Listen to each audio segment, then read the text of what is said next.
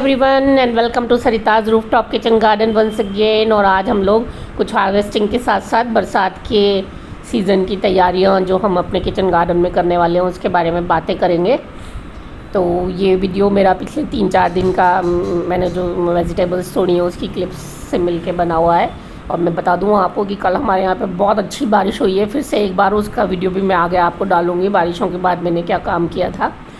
तो आप ये देखो, ये हमारी हमेशा की तरह लौकी टूट गई है, एक कद्दू भी बड़ा हो गया है।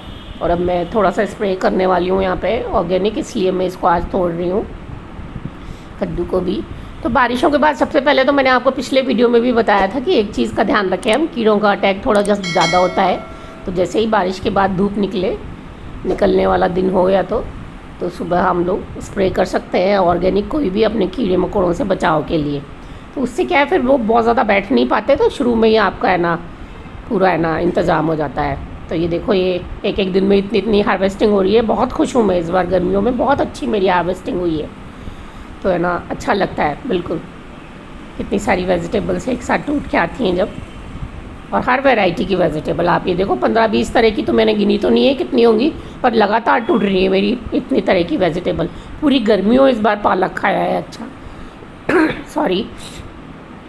तो बस बरसात के लिए अब मैं क्या अपने बड़े ग्रो बैग्स वगैरह खाली करूँगी। जो मेरे ग्रीन नेट के नीचे जो बेल है मेरी प्रोडक्टिव नहीं है बहुत ज़्यादा, तो उनको देखो ये इस तरह से कॉर्नर पे ना कोई जगह गिरी ना कुछ हुआ। आप है ना 2x2 के ग्रो बैग मेरे जो हैं इनमें मैंने कॉर्नर्स पे पालक लगा दिया। बस ये बहुत ही अच्छा आइडिया लगा, बल्कि मुझे तो लगता है अब मैं विंटर्स पे भी ऐसा ही करूँगी।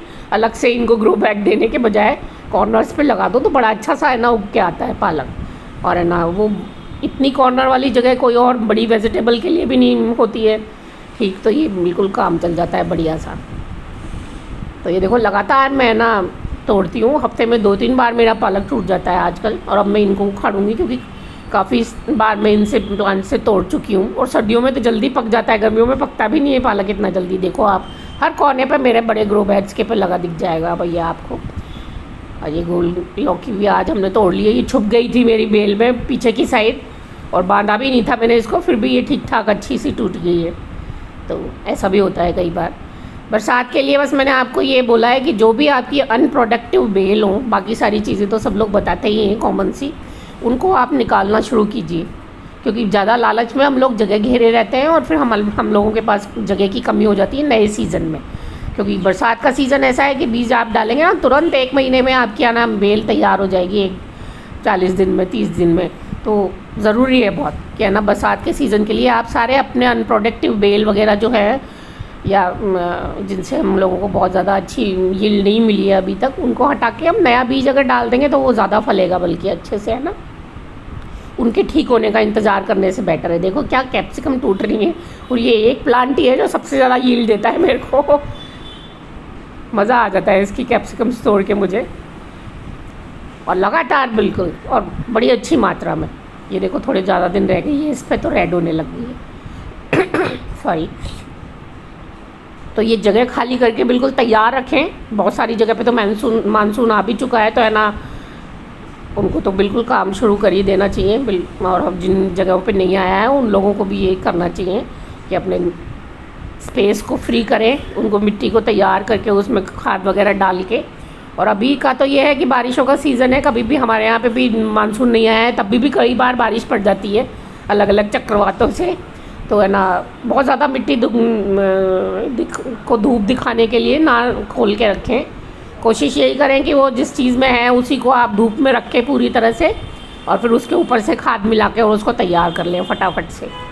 तो ये भी एक काम होता है बरसात का कि आप बहुत ज़्यादा फैला फूलू के मत रखिए अपनी मिट्टी को, और है ना उसी स्पेस में ही उसको तैयार करने की कोशिश कीजिए थोड़ी धूप दिखा के। बरसात के सीज़न का ये भी एक काम होता है। और पानी वानी के तो सब लोग बताते ही हैं कि आप अपने है ना नीचे के जो होल हैं प्लांट पॉट्स वगैरह के वो खोल के रखें, चेक करके रखें, जिससे कीचड़ ना हो आपके प्लांट्स में। तो ये देखो भिंडियाँ मेरी रोज़ टूटती हैं, जिनको मैं अक्सर नहीं दिखाती हूँ, कुछ टूटती ही रहती हैं। और मेरी फेवरेट ककड़ी फिर से एक बार, ये भी रोज़ का ही काम है। बहुत अच्छी ककड़ी मिली है इस बार मुझे अपने प्लांट से। तो ये 3-4 काम है जिनको आप अभी तैयार करके रखिए। और मैंने आपको बता ही दिया कि ना बीज डाल के रखिए आप दूसरी जगहों पे, ट्रेज़ में, सीडलिंग ट्रेज़ वगैरह में, जिससे आपका पौध जो है वो बिल्कुल बारिश के टाइम पे तैयार रहे। फिर हम लोग ये भी नहीं है ना तकलीफ़ होगी हम लोगों को कि धूप लगने से पौध मुरझा गई या बड़े पॉट्स हिला नहीं सकते हम लोग, शेड में नहीं ले जा सकते।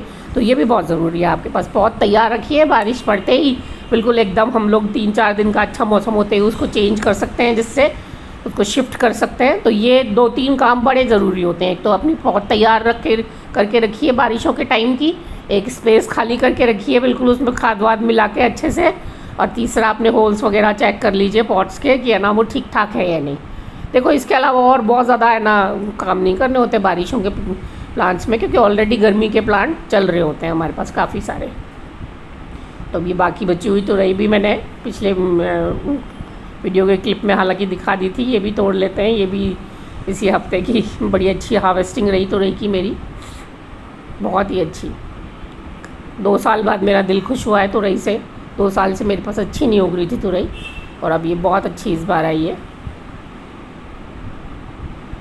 तो बस उम्मीद करती हूँ ये बारिशों के कुछ काम में बहुत ज़्यादा हैवी काम नहीं बता रही हूँ। एक तो स्प्रे करिए बारिश के बाद अपने प्लांट्स के ऊपर कोई भी बढ़िया सा, एक है ना मिट्टी तैयार करिए आप अपनी जो स्पेस है खाली करके, जहाँ से भी हो सके थोड़ा बहुत। जैसे मैंने अपने दिखाऊंगी मैं आपको कि बड़े वाले ग्रो बैग्स खाली कर दिए हैं आज बिल्कुल, बहुत सारी चीज़ें हटा के उसमें से, क्योंकि मुझे गोभी लगाने के लिए जगह चाहिएगा अब अगेती वाली, और मेरे पास बिल्कुल स्पेस नहीं है, तो मुझे खाली करना ही था कहीं से भी।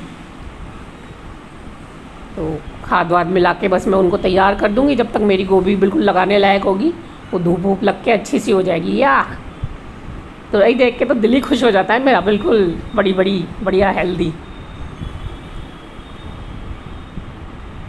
है ना, मज़ा आया। ऐसी हार्वेस्टिंग होती है तो दिल खुश हो ही जाता है बिल्कुल।